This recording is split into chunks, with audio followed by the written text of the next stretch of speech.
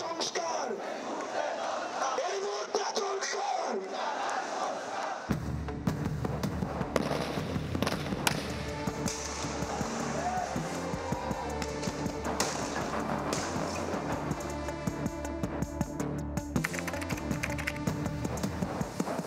নির্বাচন নিয়ে ভাবনা।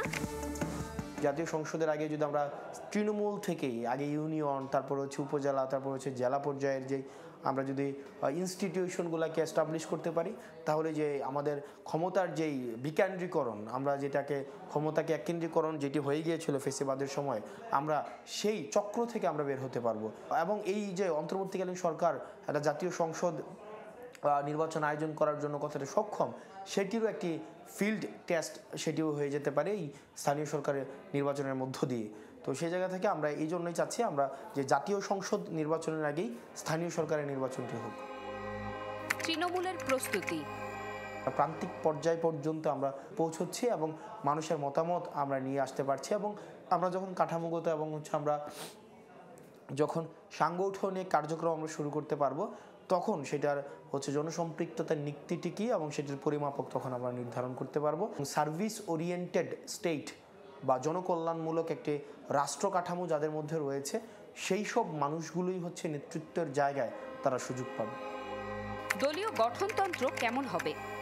অধিকাংশ রাজনৈতিক দলের মধ্যে আমরা দেখেছি যে গণতান্ত্রিক যেই চর্চাটি রয়েছে সেটি সংগঠনের মধ্যেই অধিকাংশ ক্ষেত্রে অনুপস্থিত থাকে। সেই জায়গা থেকে আমরা আমাদের চেষ্টা থাকবে, আমাদের যেটি মূল নীতি সেটি হচ্ছে আগে সংগঠনে হচ্ছে গণতন্ত্রের চর্চা থাকবে এবং সেটির হচ্ছে বড় পরিসরে বহিঃপ্রকাশ হচ্ছে জাতীয় পর্যায়ে বা রাষ্ট্রীয় ক্ষেত্রে। নির্বাচন বা ইলেকটোরাল প্রসেসের মধ্যে আমরা যখন আসব, তখন আমাদের মূল ফোকাসটা থাকবে আমাদের একটা স্টেট বিল্ডিং হোক, একটা ন্যাশন বিল্ডিং হোক। ভিশনের ফুলঝুরি মেগা অফারে ফ্রি কিনলেই পাচ্ছেন 16 পিসের আকর্ষণীয় গিফট বক্স একদম ফ্রি। দলীয় শৃঙ্খলা কিভাবে বজায় থাকবে? যখন একটি সুস্পষ্ট নীতিমালা থাকবে, তখন কিন্তু এই পাওয়ার পলিটিক্স থেকে আপনি বের হয়ে আসতে পারবেন। আমি যতই বলি যে ব্যক্তির দায় সংগঠন নেবে না, দলীয় নীতিমালা বহির্ভূত অথবা রাষ্ট্রীয় নীতিমালা বহির্ভূত কোনো কাজ করে থাকে, সেক্ষেত্রে নিশ্চয়ই সংগঠন দায় নিয়ে সেটির ব্যবস্থা নিবে।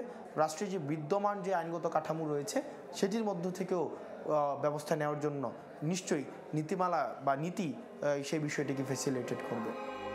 ভোটারের দ্বারে নতুন রাজনৈতিক দলকে কতটা পৌঁছানো সম্ভব? আমাদের এই প্রজন্মের মানুষ সচেতন। নতুন মার্কা, নতুন দল, নতুন নীতিমালা, নতুন দলের নাম সেগুলোকে সহজেই গ্রহণ করতে পারবে এবং ভুলভ্রান্তিগুলোকে সেগুলোকে তারা যথাযথ পর্যালোচনা করে একটা কোয়ান্টিটেটিভ ইভ্যালুয়েশনের মধ্য দিয়ে তারা তাদের পছন্দের দল বেছে নেবে, তারা তাদের পছন্দের মার্কা বেছে নেবে। নতুন দলে নারী নেতৃত্বের অবস্থান। আমাদের দেশের যে রাজনৈতিক যে কাঠামো রয়েছে, সেই রাজনৈতিক কাঠামো আমাদের নারীদেরকে অ্যাকোমোডেট করতে ব্যর্থ হয়েছে, সেটা আমাদেরকে স্বীকার করতে হবে।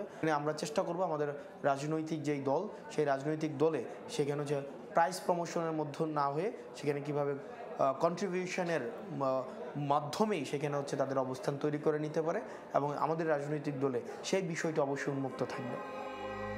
নেতা না জনগণের সারথি?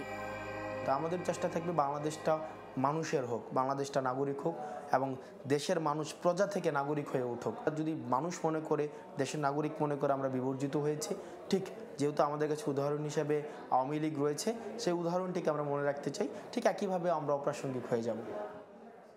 জুমাতুল বিদা, চ্যানেল 24, ঢাকা।